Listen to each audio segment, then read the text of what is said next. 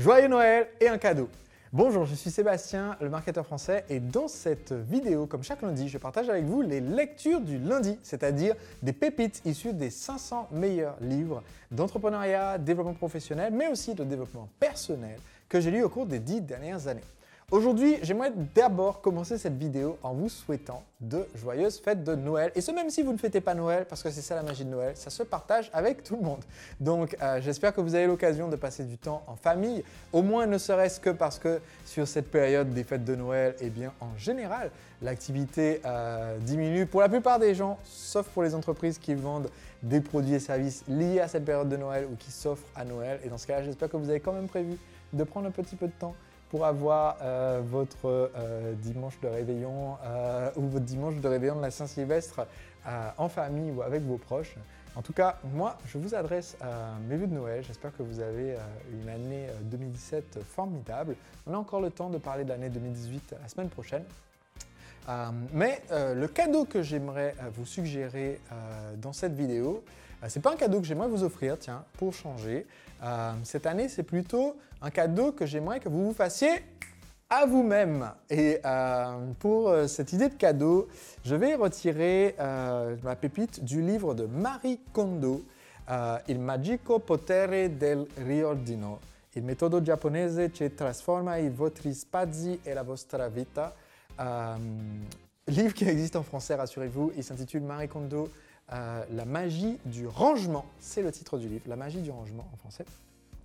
Et en fait, j'aimerais prendre ce livre comme exemple. C'est le premier livre en italien que je me suis acheté.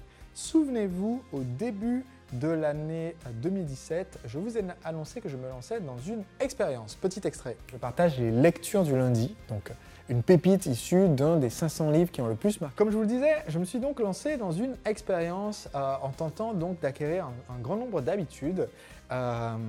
Et maintenant, j'aimerais vous parler un petit peu des résultats de cette expérience après plusieurs mois, presque une année entière de l'expérience. Elle a été un succès sur certains aspects et aussi un échec sur d'autres.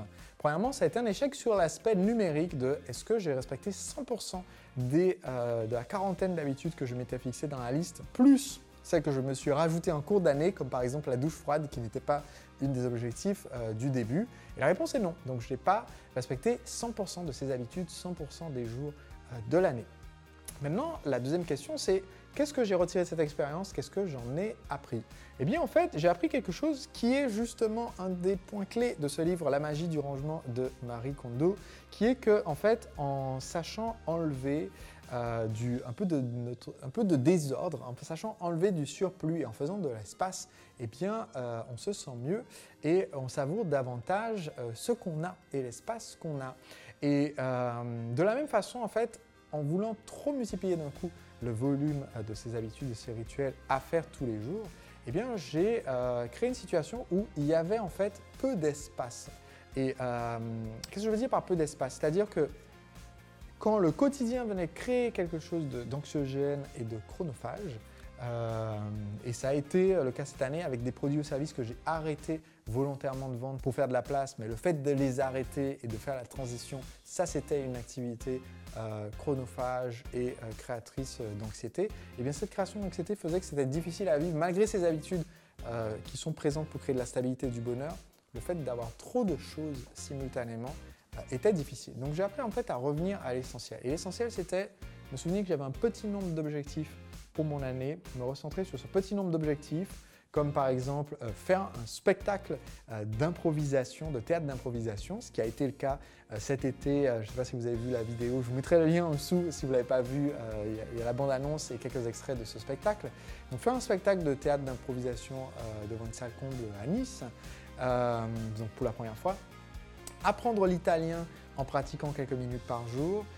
Ce que j'ai priorisé, même si je n'ai pas pu le faire 100% des jours, mais d'abord en faisant un cours audio avec la méthode Michel Thomas et ensuite en échangeant via WhatsApp, j'en ai parlé dans une précédente vidéo, tous les jours avec un de mes amis italiens en italien pour parler de son activité, de son entreprise et de tout et de rien. Maintenant en lisant en plus en italien. Et quelques autres objectifs comme ça, professionnels et personnels, par rapport à la gestion de mon argent, par rapport à ma santé physique, par rapport à mon développement professionnel. Et en fait, en me recentrant, j'ai pu créer davantage de bonheur et je vous en parlerai dans d'autres vidéos du coup de ce que j'ai appris par rapport spécifiquement aux rituels et comment choisir les rituels et les habitudes qu'on veut avoir dans notre routine du matin ou dans notre journée d'entrepreneur. Mais donc, un conseil clé de ce livre de Marie Kondo, c'est ce concept qu'à un moment donné, il faut faire un grand ménage. Et vous pouvez faire un grand ménage dans votre vie, mais une bonne façon de commencer ce grand ménage, c'est peut-être de commencer par faire un grand ménage chez vous. Cette année, en 2017, ça a été l'occasion pour moi de le faire puisque j'ai emménagé à Nice. Je venais d'arriver dans la ville fin 2016. J'étais temporairement dans un appartement loué sur Airbnb.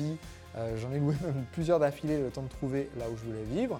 Et finalement, on a emménagé au 1er février dans l'appart où je vis maintenant à Nice. Et donc face à la mer, promenade des Anglais, etc. etc.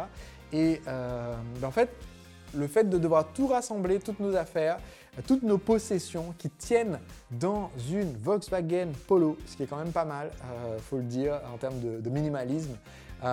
Mais le fait en fait de rassembler tout ça et ensuite du coup de repartir de l'essentiel, ça a été une bonne façon aussi de se vider l'esprit de beaucoup de choses, des paperasses, vieux cartons, etc.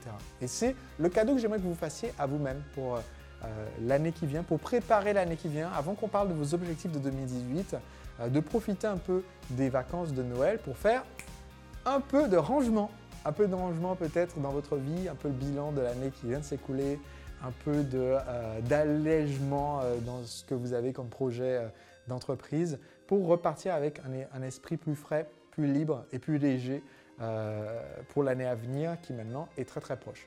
Je vous renouvelle mes vœux de Noël. On se retrouve lundi prochain pour les pépites de l'entrepreneur libre. Donc je vous parlerai d'un autre livre qui ne sera pas en italien cette fois-ci, promis. D'ici là, si vous n'êtes pas encore abonné pour recevoir les vidéos, je vous ai mis un lien ci-dessous qui vous permet de vous abonner gratuitement. Et si vous n'avez pas lu mon livre, Le secret des entrepreneurs libres, eh bien ça peut être un cadeau de Noël en fait pour vous. Pourquoi? Parce que le livre, vous pouvez le recevoir gratuitement en ce moment. Toutes les infos se trouvent ci-dessous. Je vous offre le livre plus de nombreux bonus. Toutes les informations se trouvent sur la page descriptive, donc vous avez le lien dans la description de cette vidéo. On se retrouve lundi prochain. Encore une fois, joyeux Noël et à très vite. Qui suit pour développer votre entreprise, toucher davantage de clients, devenir un entrepreneur libre en générant beaucoup plus de chiffre d'affaires et ceci même en votre absence. Donc c'est parti pour mes prédictions.